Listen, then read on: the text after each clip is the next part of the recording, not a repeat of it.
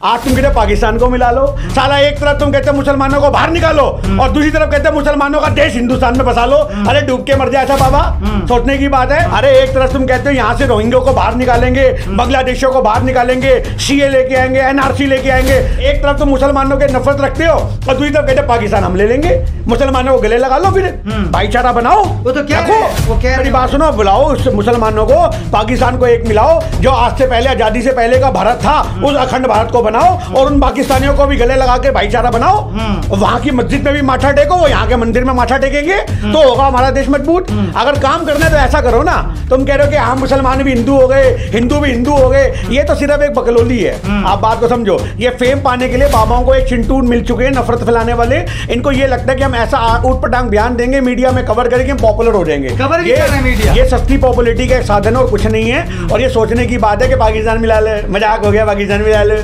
इनकी तरह नहीं है फट्टू बाबा जो पैसा कमाने के लिए बैठे हुए हैं, किसी की भी जमीन अपचाली। अरे इनकी जमीनों का ब्यौरा निकाल लो, गरीब लोगों का हक मार के बैठे हैं ये बाबा है। सुनो, मीडिया इनका जिसकी लाठी उसकी भैंस, वो चल रहा है मेरे भाई।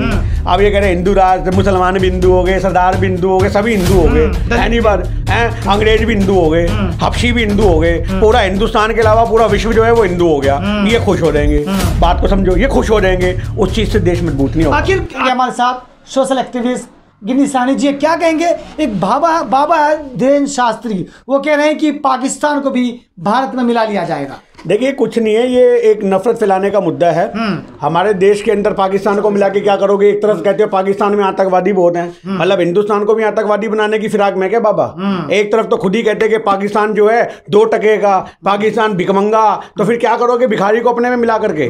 आज सोचने की बात है ना। अगर पाकिस्तान इतनी बड़ी रियासत का मालिक है तो फिर तुम उसको पाने के लिए ललक रखो तो समझ भी आए।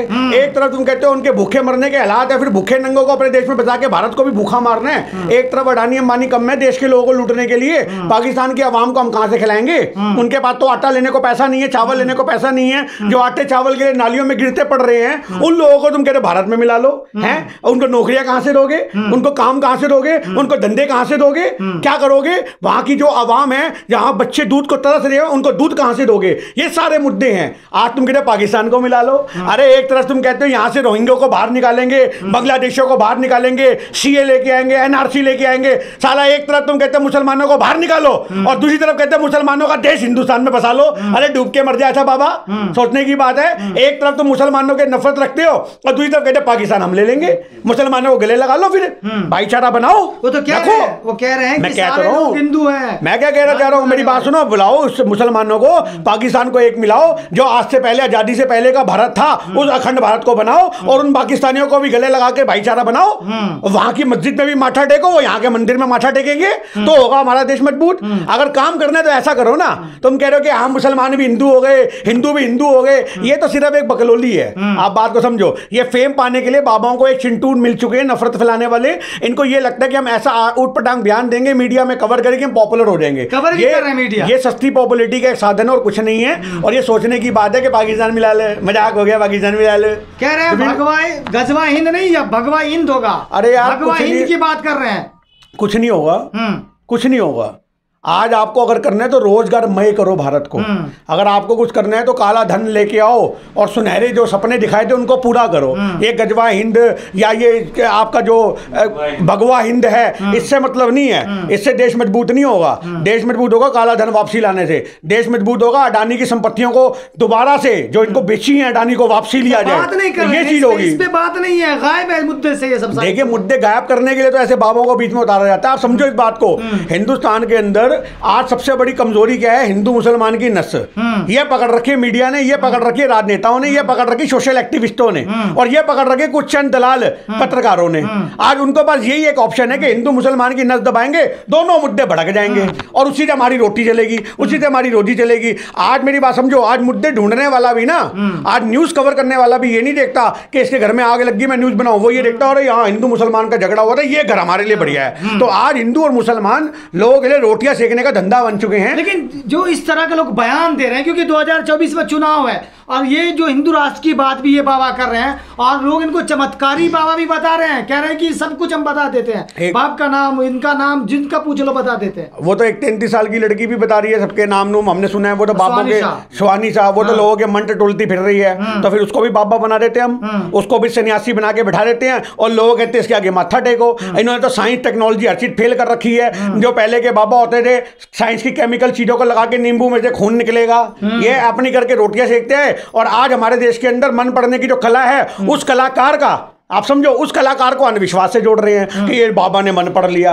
अरे भैया, एक ही ईश्वर है जो मन पढ़ सकता है, उसके अलावा कोई नहीं पढ़ सकता। उनके भक्त बहुत हैं, माथा टेकते हैं, वो फुद्दू लोग हैं, वो बेवकूफ लोग हैं। ऐसे तो राम रहीम के भी भक्त बहुत थे, आसाराम के भी भक्त बहुत थे। क्या हुआ आज भी अगर आसाराम के लोगों से पूछोगे ना कि तुम्हारे बापू को उठा के बंद करा हुआ बलात्कार के इल्जाम में, न बापू अच्छे थे, बापू ने कुछ नहीं किया। राम रहीम गुफाओं के अंदर क्या करता था छोटी कन्याओं के साथ, आपको पता है? जिसको बेटी बनाया उसको नहीं बख्शा, उसके बावजूद भी उसके बहुत से भक्त हैं। तो भैया, भक्ति का तो हिंदुस्तान के अंदर कोई सर पैर ही नहीं है। भक्ति का तो ये सर पैर है आज की डेट में कि ईश्वर से भक्ति कम है। जो उनके बैठे हुए हैं टटपूंजिया, बुलेट प्रूफ जैकेट में पहन करके भाषण देने वाले, जो अपने आप को बाबा, एक बात बताओ, सन्यासी कौन? सन्यासी थे हमारे साईं बाबा, जो फकीरों की तरह सड़कों पे घूमते थे। सन्यासी थे हमारे गुरु नानक देव जी।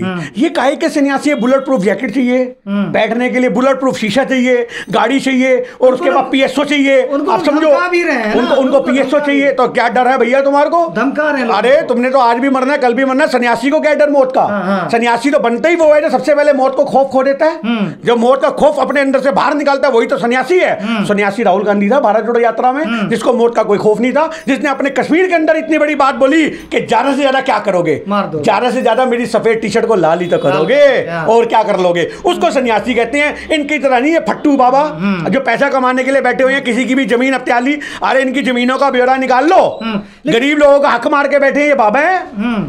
लेकिन जो आप गिन लीजिए, आप क्या समझते हैं 2024 में चुनाव, इस तरह के बाबा और हिंदू राष्ट्र की मांग तेजी से लोग उपजे इस बात को लेकर, लोग जोशीले हो चुके हैं इस ना तो यही तो हिंदुओं को जंतर मंतर पे सजा रहे लोग, आ रहे हैं लोग, यही तो हिंदुओं को लुभाने की बात है। हिंदू राष्ट्र, अरे हिंदू राष्ट्र की बात करते हैं, हिंदुओं की 2 बेटियों ने आत्मदाह कर लिया, तुमने क्या बचा लिया?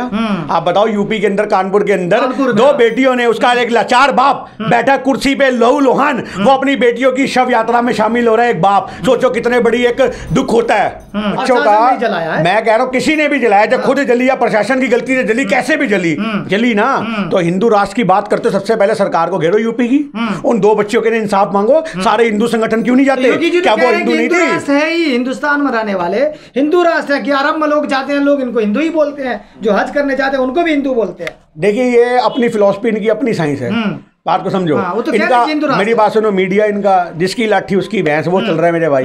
अब ये कह रहे हिंदू राष्ट्र, मुसलमान भी हिंदू हो गए, सरदार भी हिंदू हो गए, सभी हिंदू हो गए, है नहीं बात है? अंग्रेज भी हिंदू हो गए, हबशी भी हिंदू हो गए, पूरा हिंदुस्तान के अलावा पूरा विश्व जो है वो हिंदू हो गया। ये खुश हो जाएंगे, बात को समझो, ये खुश हो जाएंगे, उस चीज से देश मजबूत नहीं होगा।